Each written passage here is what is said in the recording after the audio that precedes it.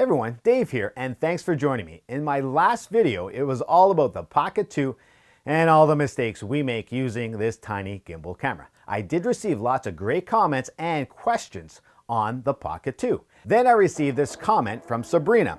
I have made many of these mistakes. Thanks for the video. You should do a Q&A video on the Osmo Pocket or the Pocket 2. That's a good idea, Sabrina.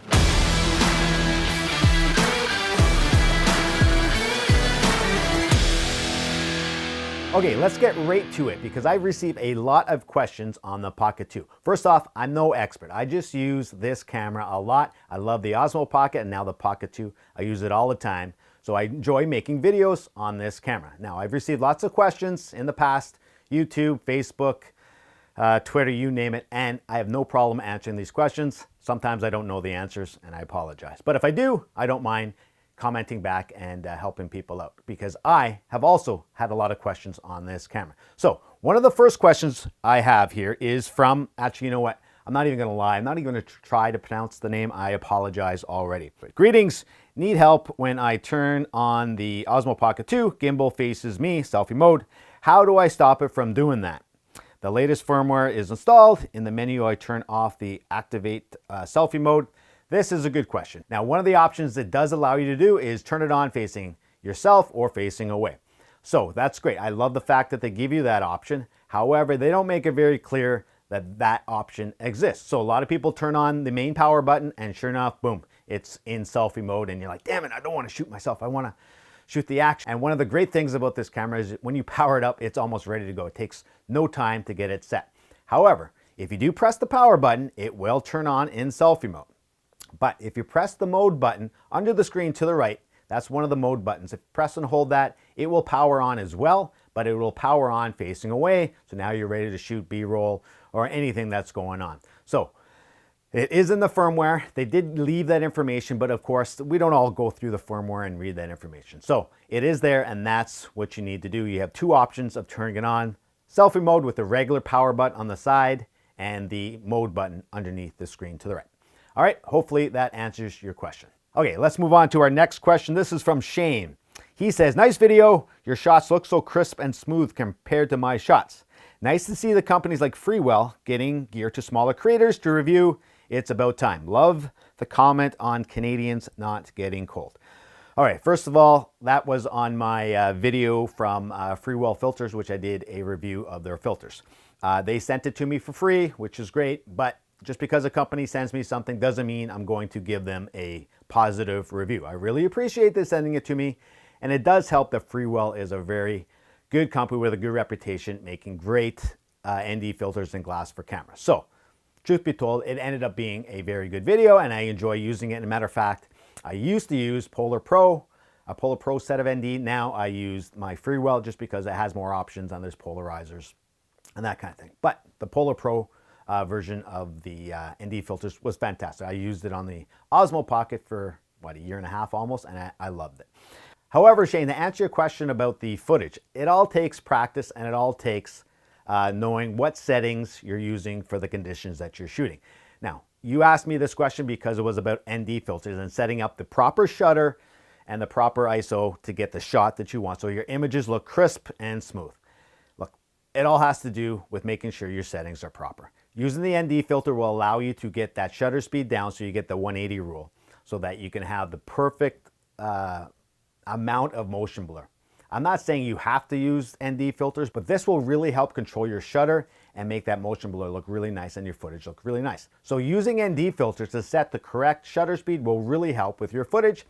But if you want really smooth footage, especially when you're walking and going slow with the gimbal, I always suggest shooting at a higher frame rate and just slowing that footage down in post.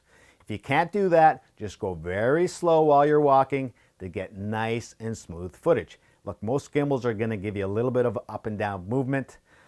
The more expensive gimbals you use, it's not as noticeable. However, they still do it as well.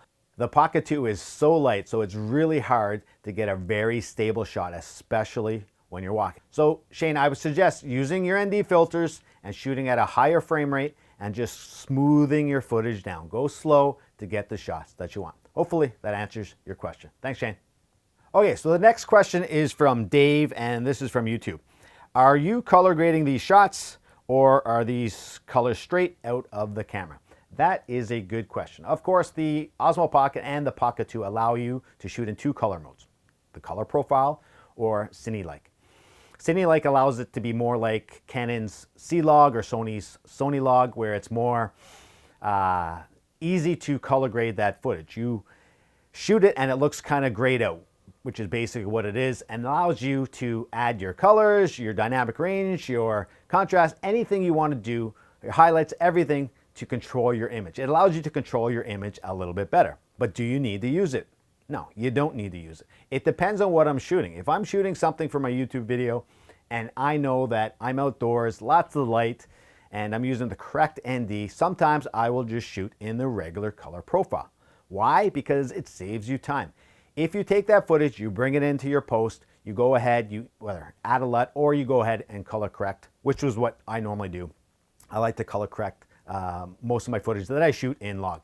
However, with this Pocket 2 footage, a lot of times I'm pretty happy with how the footage looks right out of camera. Now, I will add a little bit of contrast sometimes and a little bit of saturation. I just like that look. But for the most part, I think you're probably good with the colors coming straight out of the camera if you don't want to color correct your footage. Now, if you do enjoy color correcting your footage, great. Shoot in cine-like and color correct until your heart explodes.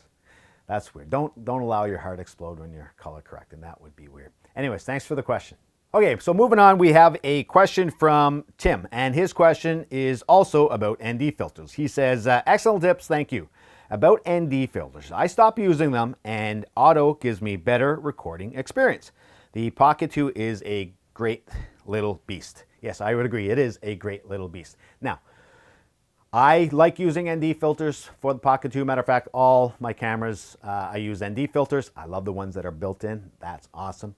But you do not need to use ND filters. Look, it's your camera. It's your experience. If you don't want to have to put these little ND filters on this tiny little gimbal, then don't do it. If it's going to be one of those things where you're kind of dreading, I got to set it up and all that stuff, put the ND filters off, take it off if the level, I need a lower level of ND, and you're not enjoying using the camera, then don't use ND filters. Of course, it's your camera, you're shooting, it's your footage. You do whatever you want with this little camera. So good for you. If you don't want to use them, Tim, that's fine. I'm sure you're still going to get pretty darn good results. This camera is pretty good right out of the box. You can pop it in auto, and I have been very impressed with the footage that you can get. Now, later on, if you want to come back to ND filters and try them out again, that's great too. But hey, it's up to you. It's your camera. If you don't want to use them, hey, it's your choice. Now this comment is probably one of my favorites. It's from You Smoking, and it's a YouTube question. Holding in a toot is probably the absolute best way to describe the skills required for using most gimbals. Brilliant. First of all, thanks for making me laugh. I do enjoy that comment. Now, in my last video, I did talk about the ninja walk or the cat-like walk when you're walking with a gimbal to try to get the most smooth footage possible. I like to say it's the holding in your fart walk. First of all, my wife does not like me saying that. But for me, that's exactly what it is. I'm very uncomfortable trying to hold myself together and walk very slowly, very calmly while keeping my butt cheeks together. No, you don't have to keep your butt cheeks together. Anyways, you know what I'm talking about. Anyways, that's the best way to get the footage. Nice and smooth, holding yourself very tight together as you get the footage. That was weird, but thanks for that comment. Okay, so moving on, it's a Facebook question, and it's from Paul, and he says, have you used the Pocket 2 for professional broadcast? Yes, I have used the Pocket 2 for professional broadcast. I'm a professional television producer, so sometimes I'm out there shooting footage, and sometimes I'll grab the Pocket 2 and I will shoot when needed. The reason, it's so easy to turn on and it's ready to go. Plus, you have a camera with a gimbal right away. There are times at work, sure, we use it on a gimbal or a slide or something, and that footage looks awesome. We use cinematic cameras, the FS7s, the FS5s, and that's great. Sometimes if you're in a rush and you don't have a lot of time, it helps to have a camera that you can just turn on and get in and get the shots and get out. And that's exactly what the Pocket 2 is. Now, I have gotten a lot of weird looks from my coworkers and some others in the industry. Some other camera people have been doing it for a long time, and they have these massive cameras, and they see me shooting stuff with this tiny little camera. First of all, I don't care what they think. I need to get the footage I need and get my job done. And I have found that the Pocket 2, because of the increased sensor, is much better than the Osmo Pocket, but it also competes closely with some of those other cameras. It's not going to give you the exact results of those other cameras, but the fact that it's so easy to use and you can get some of those shots where you can't with the bigger cameras, for sure. So yeah, I have used it in professional broadcasts. Now, another question from Facebook is from Jay Chang. I don't know your first name, and I apologize. After using the Pocket 2 for some time now, is it really much better than the Osmo Pocket? Now, that is a great question, and I get that question all the time. I do think it definitely is an improved camera from the Osmo Pocket. The Pocket 2 has a bigger sensor, a little bit better lens, a bunch of other features. The audio for me is number one when it comes to the difference between the Osmo Pocket and the Pocket 2, night and day. However, if you still have the Pocket 2 and you're using it, it's still a fantastic little camera, give you great results, and you should use it all the time. That's great. I love that camera still. I have upgraded to the Pocket 2, and I have found that it is enough of an upgrade to fork out the extra money for it. If you do have the original, great, use it, you'll be happy. But if you want to upgrade to the Pocket 2, I think you will also be happy with the results. I really like the sensor, the audio, and the lens. I think those upgrades are enough for me to say, yeah, it's a little bit better. But hey, if you still have the Pocket 2 and you're using it, great, it's still a fantastic little camera. Okay, so another Twitter question, and this question is, what is your favorite rig or accessories with the Osmo Pocket? I'm gonna just add the Pocket 2. Now, my favorite accessories, like I've said before, for the Pocket 2 is ND filters. That's the number one thing I always suggest, is if you're gonna get accessories, go for ND filters first. One of the big things with this camera and the Osmo Pocket is there are so many accessories out there, probably too many. And I'm just as guilty as everyone else. I've bought a whole bunch of accessories for this thing. But you know what, when you first get the camera, the biggest thing I suggest is just take the camera out and play with it. Then you will get to know what accessories you need or what you want for this camera, because a lot of times we'll buy accessories and they'll just sit in the accessories junk drawer. Do we all have one of those? I think we probably do. It's sad, isn't it? Yeah, it's sad. Anyway, so that's what I would suggest. If you just get the camera, just take it out and play with it. You'll find out what you need and what's going to make your experience more enjoyable using this camera.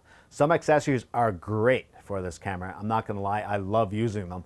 But for me, my favorite rig for this thing is the camera itself. If I'm outdoors, ND filter, and that's it. Holding the camera, it's nice and light. Sometimes I'll add a tripod to, make kind of an extension rod, and then I also have a tripod if I need to use the tripod with the camera, but that's it. I don't like to add a lot of things to my rig and rig the camera out like you would with another camera, like a more professional camera. For me, I love the fact that it's nice and small and it's light and you don't need a whole bunch of things to get great results. So that's probably my favorite part. My favorite rig with this camera is the camera itself and maybe an ND filter. Okay, so my last question is not from YouTube or Facebook or anything like that. It's actually from when I was out on a trail a couple weeks ago. I was using the Pocket 2. The kids were with me. I was shooting some stuff, having some fun. And someone came up to me and they said that they also use the Pocket 2. And he asked me about the audio because he noticed I was vlogging with it without an external microphone. This is a massive question that I get all the time. And I'm sure if you use this camera a lot, you get this question all the time, is about the audio. And is the audio good enough on the new Pocket 2 that you don't need to use an external mic? Because I don't have the do-it-all handle, which allows you to get the wireless lav going. For me, I already have a good wireless system, so I didn't want to upgrade to that. I'm not saying there's anything wrong with it. The fact that they brought this accessory out, that's great. And it's not that expensive. I guess it's kind of hard to find. It's out of stock sometimes, but it's a great accessory. But for me, I have found that the audio on the Pocket 2, night and day from the Osmo Pocket, is good enough that you can use it if it's not too windy. If you're outdoors, you can use it to vlog with it or just talk to the camera as long as you're not too far away. Now, it might not be as crisp and as good if you have an external mic, something like the Rode Micro Mini or something like that. But I have found that the audio is good enough for me that I'll take it out and I'll vlog with it, and I won't worry about adding an external mic to it because, as I said before, I don't like to add a lot of things to this camera. I was really impressed when I first got this camera and I tried out the audio. It was night and day, of course, compared to the Osmo Pocket, and I think we can all agree on that. But if you want to use an external mic, great. However, I have found that the mic on the Pocket 2 pretty decent, and I think I will stick to it as is. Okay, no more questions. I have taken up plenty of your time. I really appreciate you taking the time to watch the video. Now, this was my first Q&A video on anything, specifically the Pocket 2. Hopefully you enjoyed it. If you have any questions about the Pocket 2 or anything, please leave me a comment in the comment section. I really enjoy interacting with people, especially when they also enjoy this tiny little camera. So that's it for me, and I appreciate you watching. See you next time.